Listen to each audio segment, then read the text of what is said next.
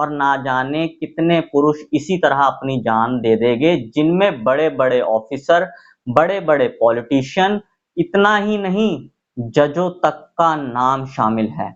और जजों की तो मैं क्या ही बात करूं, जब देश का सीजीआई नहीं बख्शा गया, देश का सीजेआई होने के बावजूद भी, तो एक आम आदमी का क्या ही हशर होता होगा।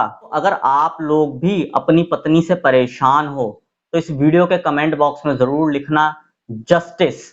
दिल्ली की करकाडूमा कोर्ट के जज अमन कुमार शर्मा, जिनकी उम्र सिर्फ 30 साल थी, उन्होंने अपनी पत्नी से तंग आकर अपनी जान दे दी है। आप लोगों के मन में यह सवाल होगा कि आखिर एक जज जिसके पास काफी सारी पावर्स होती है, जो कि बहुत बड़े लेवल पर होता है, वो आखिर किसी से परेशान होकर अपनी जान कैसे दे सकता है।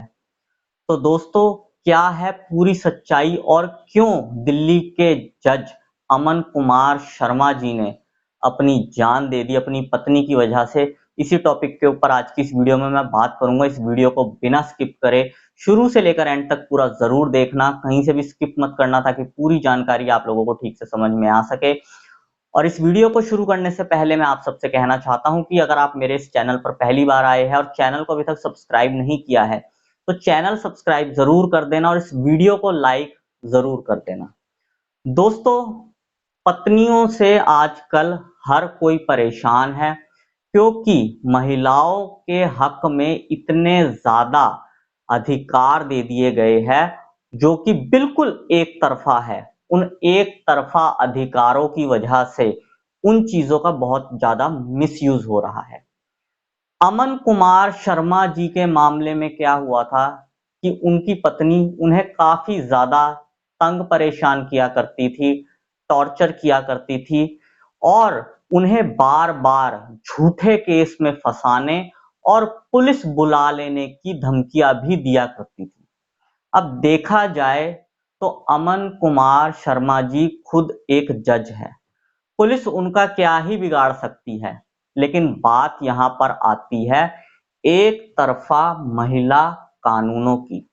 जहां पर एक तरफा महिला कानूनों का इतना ज्यादा दुरुपयोग हो रहा है, वो अगर कोई एक महिला एक कंप्लेंट डाल दे किसी भी व्यक्ति के खिलाफ, चाहे वो व्यक्ति कितनी भी बड़ी पोस्ट पे क्यों ना बैठा हो, चाहे वो व्यक्ति सुप्रीम कोर्ट का जज ही क्यों ना हो, चाहे वो व्यक्ति देश का प्रधानमंत्री ही क्यों ना हो, पुलिस को एक्शन लेना मजबूरी बन जाती है।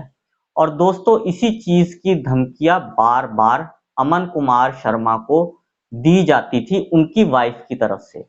और जहां तक मैं बात करूं अमन कुमार शर्मा जी के जज होने की, तो वो तो करकाडूमा कोर्ट के जज थे।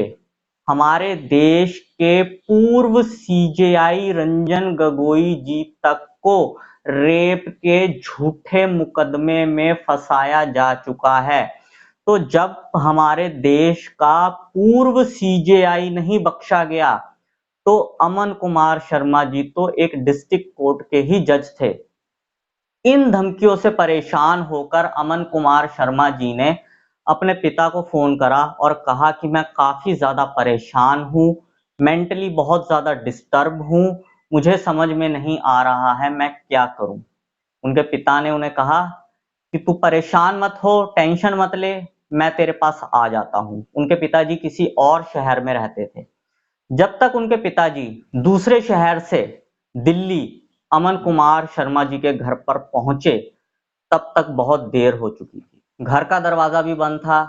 जब उनके पिताजी ने अमन कुमार शर्मा जी को कॉल करी, तो फोन की आवाज बाथरूम में से आई, और जब सारे दरवाजे तोड़े गए, तब तक काफी देर हो चुकी थी।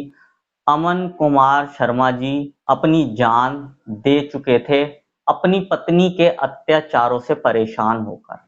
अब सबसे बड़ी बात यहां पर यह आती है कि जब हमारे देश के जज ही सुरक्षित नहीं है इन एक तरफा कानूनों की वजह से, तो एक आम आदमी का क्या ही हशर होता होगा। अगर मैं पुरुषों के सुसाइड की बात करूं, तो एनसीआरबी का डेटा है कि 1 लाख से भी ज्यादा पुरुष हर साल सुसाइड कर लेते हैं। लेकिन सुप्रीम कोर्ट में जब पुरुष आयोग के लिए पीआईएल दाखिल की गई थी और एनसीआरबी का वही डेटा सुप्रीम कोर्ट के सामने रखा गया था, तो सुप्रीम कोर्ट ने उस डेटा को मानने से इनकार कर दिया था।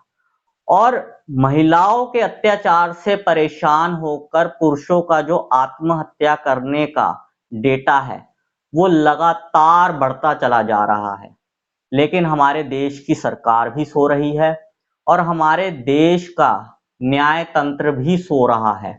वो इन एक तरफा कानूनों को लेकर कुछ भी करने के लिए तैयार नहीं है। सिर्फ आए दिन सुप्रीम कोर्ट के या किसी ना किसी हाई कोर्ट के न्यूज में कोई ना कोई आर्टिकल्स आते रहते हैं जिसमें वो ये चीज बताते रहते हैं कि महिला कानूनों का बहुत दुरुपयोग हो रहा है, हमें इस चीज की बहुत ज्यादा चिंता है, ये है वो है। लेकिन उनकी ये बातें सिर्फ न्यूज के आर्टिकल्स तक ही सीमित होकर रह जाती है। वो इन चीजों पर कोई भी कड़ा कदम उठाने के लिए तैयार ही नहीं हो रहे हैं। जब तक समान कानून नहीं बनेंगे, चाहे कोई महिला हो चाहे कोई पुरुष हो, दोनों के लिए जब तक बराबर कानून नहीं बनेंगे, इन चीजों का ऐसे ही लगातार दुरुपयोग चलता चला जाएगा और ना जाने कितने पुरुष इसी तरह अपनी जान दे देंगे, जिनमें बड़े बड़े ऑफिसर, बड़े बड़े पॉलिटिशियन, इतना ही नहीं जजों तक का नाम शामिल है। और जजों की तो मैं क्या ही बात करूं, जब देश का पूर्व सीजीआई नहीं बख्शा गया, पूर्व सीजीआई के ऊपर भी रेप का झूठा मुकदमा दर्ज करवा दिया गया था, जिससे बचने के लिए उन्हें बहुत ज्यादा मशक्कत करनी पड़ी थी और बहुत ज्यादा परेशानियों का सामना करना पड़ा था। देश का सीजेआई होने के बावजूद भी तो एक आम आदमी का क्या ही हशर होता होगा। आखिर कब तक ये सब चीजें चलती रहेगी? हमारे देश की जुडिशरी सिस्टम में और लॉ सिस्टम में सुधार की बहुत ज्यादा जरूरत है और ये सुधार होना चाहिए। नहीं तो देश की न्याय व्यवस्था इसी तरह बिगड़ती चली जाएगी और लोग अपनी जान अन्याय की वजह से देते रहेंगे। जो वो कोर्ट में न्याय मांगने जाते हैं और न्याय की जगह उनके साथ अन्याय होता है, उन सब चीजों की वजह से वो लोग इसी तरह अपनी जान देते रहेंगे। बाकी दोस्तों, अगर आप लोग भी अपनी पत्नी से परेशान हो तो इस वीडियो के कमेंट बॉक्स में जरूर लिखना जस्टिस।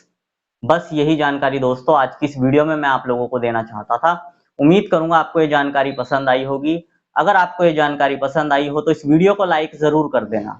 इस वीडियो को बाकी लोगों के साथ भी शेयर कर देना ताकि बाकी लोगों तक भी ये जानकारी पहुंच सके। और अगर आप लोगों का मेरे लिए कोई सजेशन हो तो कमेंट बॉक्स में जरूर लिखना और इस चैनल को अभी तक सब्सक्राइब नहीं किया है तो चैनल सब्सक्राइब जरूर कर देना। मैं मिलता हूं आपसे अगली वीडियो में। Thank you very much.